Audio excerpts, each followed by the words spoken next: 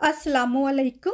इस दुआ के साथ कि आप सब बखैरियत हों, अल्लाह की ख़ास रहमतें, बरकतें और अनायतें आप सब पर मेहरबान हों। मेरी दिली दुआएं और नेक तमन्नाएं आप सब सुनने वालों के साथ हैं। और ये जो मैंने लास्ट व्लॉग में ग्रानोला सीरियल बनाया था, ये बहुत ज़्यादा मज़े का बना। वैसे भी खाने के लिए और इस तरह दूध में डालकर तो ये बहुत ही ज़्यादा मज़े का लगता है। और ये मैंने आई थिंक लास्ट थर्सडे बनाया था और ये अभी ख़त्म भी हो चुका है। तो अभी मैं इसको दोबारा बनाऊंगी। ईमान की फरमाइश होती है या तो कोफ्ते बनाए जाएं या कबाब मसाला बनाया जाए या पकोड़े वगैरह बनाए जाए। तो फिर उसने कोफ्ते बनाने के लिए कहा तो मैं अभी कोफ्ते बना रही हूँ। इसकी कंप्लीट रेसिपी है मेरे चैनल पर। और कबाब जो हैं वो मैं फ्राई करके बनाती हूँ, लेकिन जो कोफ्ते हैं वो मैं फ्राई नहीं करती हूँ, वो मैं इसी तरह बनाती हूँ।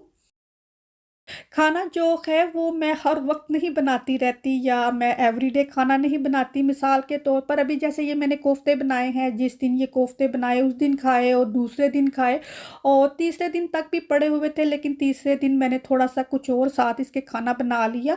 और जब इस तरह कोई चीज़ बनाई जाती है जैसे कबाब कोफ्ते हो गए या जिस तरह मैं मील बनाती हूँ, तो फिर 2 से 3 दिन तक मैं कोई भी खाना नहीं बनाती हूँ। और अमूमन अभी तो कुछ ऐसी ही रूटीन है कि एक दिन हांडी पका ली तो दूसरे दिन जो है वो कुछ भी पकाने की ज़रूरत नहीं रहती है, कि खाना जो है वो 2 दिन तक चल जाता है। तो मैं रेसिपी आपके साथ शेयर करती हूँ जब मैं बनाती हूँ। तो जैसे अभी मेरी पिछले व्लॉग में आपने कोई रेसिपी देखी होगी, मैंने शेयर की, तो इस व्लॉग में भी मैंने कर दी, तो वो लगेगा कि मैं हर वक्त ही खाना बना रही हूँ, जबकि ऐसा नहीं होता है। जैसे ये मैंने कोफ्ते बनाए हैं, सब ने कोफ्ते खा लिए, फिर भी बच गए तो वो नेक्स्ट डे भी खाए जाएंगे। और साथ में ये भी होता है कि कुछ बच्चों का मूड होता है कि उन्होंने एक टाइम कोफ्ते खा लिए तो शाम को उन्होंने कुछ और खाना है। तो अभी जैसे फिश चिप्स वगैरह चीज़ें हैं, ये बच्चों को नाइट टाइम डिनर के लिए ज़्यादा यही अच्छी लगती हैं। लेकिन मेरी कोशिश यही है आजकल, बल्कि काफ़ी टाइम से ऐसा ही है, कि जो फ्राई चीज़ें होती हैं जैसे समोसे वगैरह हो गए या फिश चिप्स वगैरह होगी, तो मेरी कोशिश ये होती है कि बच्चे उस वक़्त खा लें, क्योंकि बच्चे 7 बजे सपारा पढ़ के आते हैं तो 7 बजे उन्हें लेकर आना, घर आते आते 7:30 बज जाते हैं। तो 7:30 बजे अगर खाना बनाने लगे, फ्राई वगैरह कोई चीज़ करने लगे तो 8 बज जाते हैं।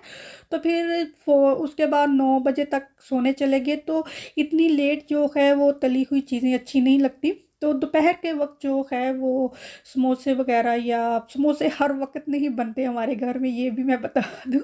तो जैसे फ़िश चिप्स वगैरह होगी, तो वो जो है वो मैं दोपहर के वक्त बच्चे खा लेते हैं, क्योंकि उसी वक्त बच्चों को ज़्यादा भूख लगती है। तो शाम को हल्का फुल्का ही खाना जो है वो खाना चाहिए। घर पर चीज़ ओनियन पाई जो है वो तो मैंने पहले भी बनाई है, लेकिन जो ग्रेक्स से चीज़ ओनियन पाई मिलती है, आई थिंक सबसे अच्छी वहीं से मिलती है। और पता नहीं कहीं और से मिलती है या नहीं मिलती, लेकिन ग्रेक्स की ही चीज़ ओनियन पाई सबसे अच्छी है। तो मैं आज वैसी ही बना रही हूँ। हम तो घर में बनाते हैं, आलू बॉयल कर लिए, उसमें ओनियन डाल दिया और चीज़ डाल दिया, लेकिन जो ग्रेक्स की होती है वो एक सॉस जैसी कंसिस्टेंसी होती है, तो वो चीज़ सॉस बनाकर डालते होंगे, मुझे ऐसा लगता था। तो मैंने आज वैसे ही बनाई है। तकरीबन 2 टेबल स्पून मैंने लिया है बटर और 1 टेबल स्पून इसमें मैदा डाला है और तकरीबन 2/3 कप मैंने इसमें दूध डाला है। दूध जो है वो बहुत ज़्यादा हमने नहीं डाल देना, जिस तरह के हम एक्चुअल चीज़ सॉस बनाते हैं ना, किसी भी चीज़ के लिए, पास्ते के लिए या लजानिया वगैरह के लिए या बॉयल वेजिटेबल के लिए। लेकिन ये हमने इसमें आलू डालने हैं तो हमें इसकी रनी कंसिस्टेंसी नहीं चाहिए। और 2/3 कप दूध डाला है, काली मिर्चें कुटी हुई और सॉल्ट डाला है। ये दोनों चीज़ें अपने टेस्ट के अकॉर्डिंग शामिल की जा सकती हैं।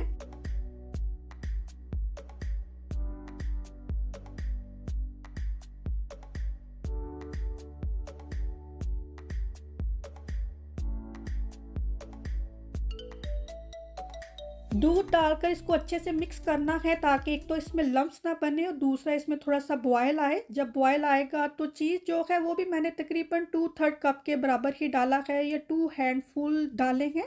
और चीज़ भी आप अपनी मर्ज़ी के अकॉर्डिंग डाल सकते हैं। हमें मोज़रेला चीज़ अच्छा लगता है, आप इसमें चेडर चीज़ भी डाल सकते हैं और मुझे लगता है जो ग्रेक्स की होती है उसमें मोज़रेला चीज़ नहीं होता है। तो ये कंसिस्टेंसी इसकी होनी चाहिए। और ये तकरीबन 1 पाव उबले हुए आलू हैं, न्यू पोटैटोज़ हैं और इसको देखें मैंने आटे की तरह इस तरह से गूँदा ही है एक तरह से कि पोटैटो की गुठली सी रह जाती है, वो नहीं होनी चाहिए। इसमें स्मूथ टेक्सचर के पोटैटो का टेक्सचर होना चाहिए जैसा कि मैश पोटैटोज़ का होता है। और यहाँ पर देखें जिस तरह से ऑमलेट के लिए हम ओनियन काटते हैं वैसे ही ओनियन काट रहे हैं। मैं हर चीज़ की मिसाल दे रही हूँ, इसको इस तरह करना है, इसको इस तरह करना है, इस तरह ज़रा आसानी से समझ लग जाती है। और जो हमने चीज़ सॉस तैयार की है आपने उसकी कंसिस्टेंसी देखी, ये इसमें डालकर इसको अच्छे से मिक्स कर लेना है। चीज़ सॉस बनाकर तकरीबन 5 मिनट मैंने इसको रूम टेम्परेचर पर रखा था कि थोड़ी-सी ये ठंडी हो जाए और फिर इसको इस तरह से पोटैटोज़ जो मैश किए हैं उसमें डालकर अच्छे से मिक्स करना है कि तमाम चीज़ें अच्छे से वेल कंबाइन हो जाएँ। और ये स्टोर बॉट पफ पेस्ट्री है जो कि मैं एज़दा से लाई हूँ और ये वेगन है। और एक पफ पेस्ट्री से 4 पाइयाँ जो हैं वो अच्छे साइज़ की बन जाती हैं और इसको 4 हिस्सों में मैंने काट लिया है।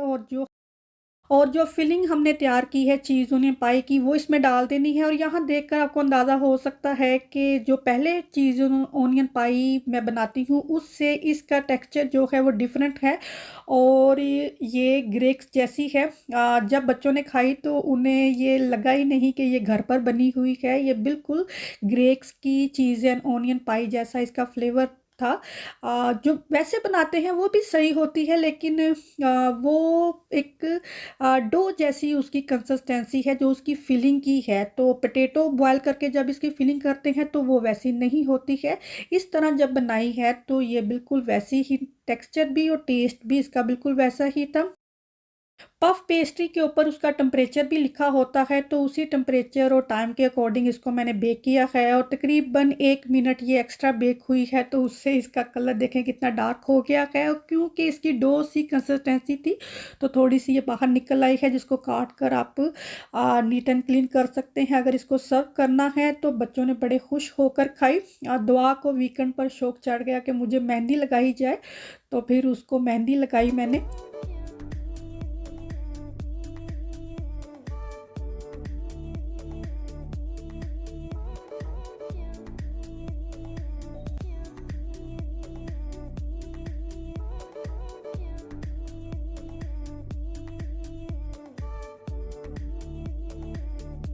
ये स्कॉटिश बेबी पोटैटो हैं जो कि मैं एस्डा से लेकर आई हूँ। ये बहुत मज़े के पोटैटोज़ हैं। मैं हमेशा ही कहती हूँ कि न्यू पोटैटोज़ जो होते हैं वो बड़े मज़े के होते हैं लेकिन ये वाले पोटैटोज़ जो हैं ये बहुत ज़्यादा मज़े के हैं।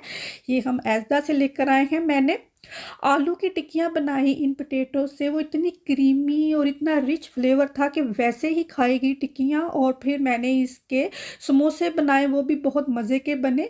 तो ये पोटैटोज़ जो है एक दफ़ा ज़रूर खा कर देखें, आपको ज़रूर अच्छे लगेंगे। और ये मैंने बनाई है बिरयानी। बिरयानी जो है ये मेरी फ़रमाइश पर बनी। जी हाँ, मैंने ख़ुद को ख़ुद ही फ़रमाइश कर दी कि प्लीज़ बिरयानी बना दो। तो इसकी रेसिपी मैंने शेयर नहीं की क्योंकि ये बहुत दफ़ा मैं बना चुकी हूँ और ये बहुत ज़्यादा मज़े की बिरयानी बनी। चीज़ें हम पकाते हैं लेकिन सम टाइम वही चीज़ बहुत ज़्यादा अच्छी बनती है। जैसा कि कोई चीज़ पकाते वक़्त हमसे ऐसी गलती हो जाती है ना, इसी तरह कोई चीज़ पकाते वक़्त वो ज़रूरत से ज़्यादा मज़े की बनती है। तो ये बिरयानी कुछ ऐसी ही बनी। जब हम बस में या ट्रेन में सफ़र करते थे तो पब्लिक ट्रांसपोर्ट यूज़ करते थे तो उस वक़्त ये होता था कि हमारे पास भी हमारी अपनी गाड़ी होनी चाहिए। तो बच्चे जो हैं ये शुरू से ही जब ईमान थी तब हमारे पास गाड़ी नहीं थी तो तकरीबन 2-3 साल की थी ये। तो बसों में ही मैं इसको लेकर सफ़र करती थी, प्राम में इसको लेकर मैं एज़दा टेस्को जाया करती थी तो शॉपिंग करके आती थी। और अक्सर प्राम की जगह नहीं होती थी तो बस स्टॉप पर ही खड़े रहना पड़ता था। तो बच्चे जो हैं वो अपनी ही गाड़ी में सफ़र करते हैं, तो इन्हें शौक था कि हमने ट्रेन में बैठना है, तो हमें किसी लंबे सफ़र पर लेकर जाया जाए। तो फिर आज बच्चों को जो है हम एडनबरा लेकर जा रहे हैं ट्रेन में। इतने ज़्यादा बच्चे एक्साइटेड थे ट्रेन में बैठकर।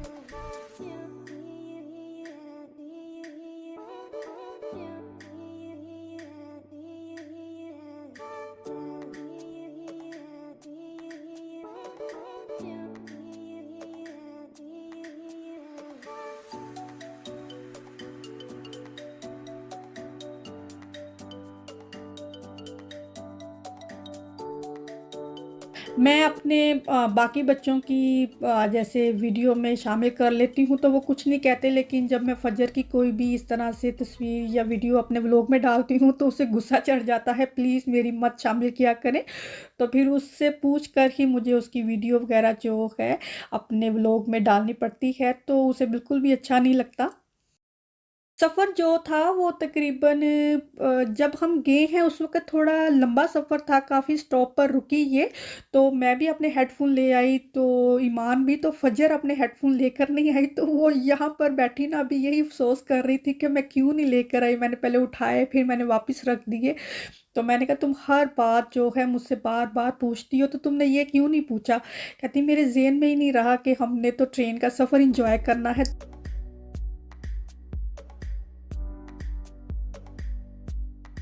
और जब ट्रेन चली है तो बुरहान ने तो शोर मचाना शुरू कर दिया, इतना खुश हुआ, पहली दफ़ा ये ट्रेन में बैठा है, तो इतना ज़्यादा खुश हुआ। दुआ और बुरहान जो है ये सारे सफ़र में बोलते ही गए। इतना ज़्यादा रश नहीं था ट्रेन में ना, क्वाइट सी थी। मैंने कहा शुक्र करो ज़्यादा लोग होते तो उन्होंने अब बोलना शुरू कर देना था कि आपके बच्चे काफ़ी शोर कर रहे हैं।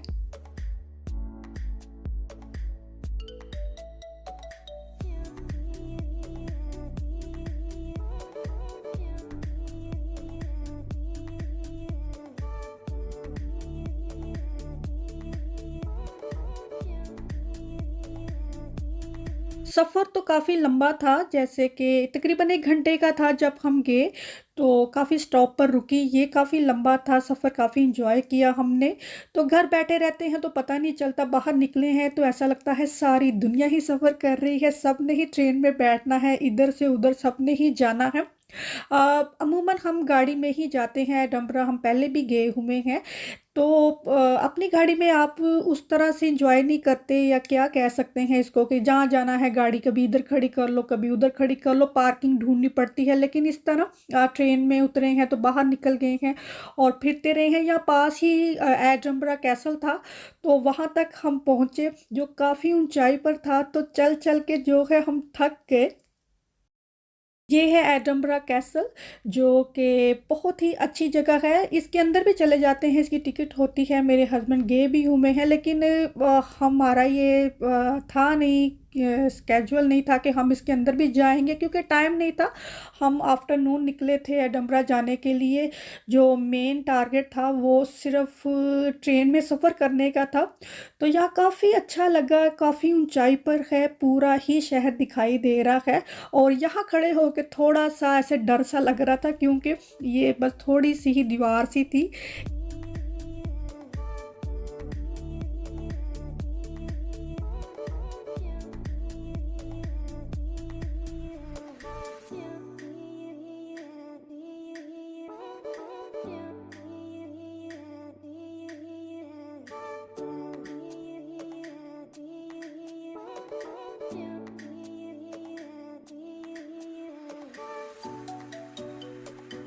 एज़ आई सेड कि घर पर बैठे रहते हैं तो पता नहीं चलता, यहाँ पर इतनी ज़्यादा रौनक थी, और क्योंकि दिन छोटे हैं जल्द ही अंधेरा हो जाता है, और इसकी लाइट ऑन हुई है तो कितना खूबसूरत दिखाई दे रहा है।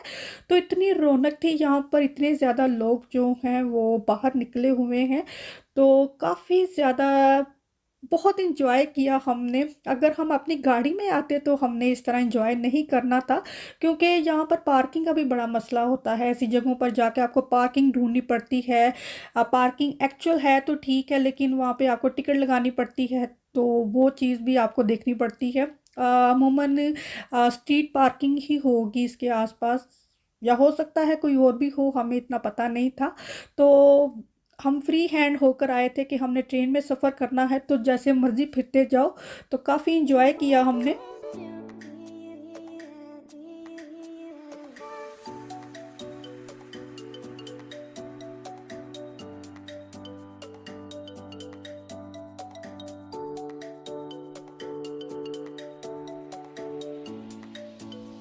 बच्चे अपने साथ खाने पीने की चीज़ें तो लेकर गए ही थे, लेकिन फिर भूख लग गई तो हमने जर्मन डोनर ढूँढने की मुहिम स्टार्ट कर दी कि हमें जर्मन डोनर मिल जाए। तो जर्मन डोनर ढूँढते-ढूँढते हमें ये किंगडम ऑफ स्वीट मिल गया। तो यहाँ हमने इनसे पूछा कि कोई वेगन आपके पास है ऐसी चीज़ें? तो ये सारी यहाँ पर जो पड़ी हुई हैं ये वेगन थी, वेजिटेरियन थी, मतलब सही थी, ये हमारे खाने के लिए थी, बाकी जो है वो नहीं थी सही। लेकिन अभी आजकल जो है वेगन चीज़ें बहुत ज़्यादा बनती हैं। यहाँ इस तरफ इन्होंने सेल्फ़ी कॉर्नर भी बनाया हुआ है, जो काफ़ी अच्छा लगा मुझे। और यहाँ से भी कुछ चीज़ें बच्चों ने खरीदी।